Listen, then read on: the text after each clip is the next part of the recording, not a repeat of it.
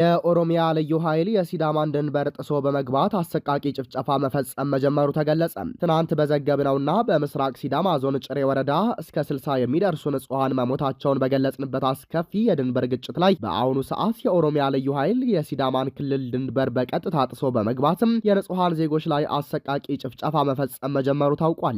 ከአካባቢው የደረሱን የቅርብ ጊዜ መረጃዎች እንደሚያመለክቱት ከሆነ ይህ የልዩ ኃይሉ ድንበር ተሻግሮ የከፈተው ጥቃት ቀደም ሲል የነበረውን ህዝባዊ ውጥረት ወደ ከፋ ወታደራዊ ወረራ ቀይሮታል።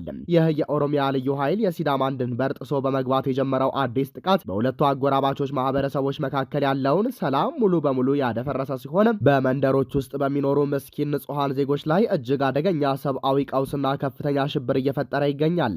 የክልሉ የጸጥታ መዋቅር ይህንን የኃይል ሚዛን የሳተ ጥቃትና ወረራ ከማስቆም ይልቅ ነገሩን በቸልተኝነት መመልከቱም የታጠቁት የልዩ ኃይል አባላት በንጹሃኑ ላይ የፈለጉትን ግድያ፣ የአካል ጉዳትና የቤት ማቃጠል ወንጀል እንዲፈጽሙ በር ከፍቷል ሲሉ ነዋሪዎች በምሬት ገልጸዋል።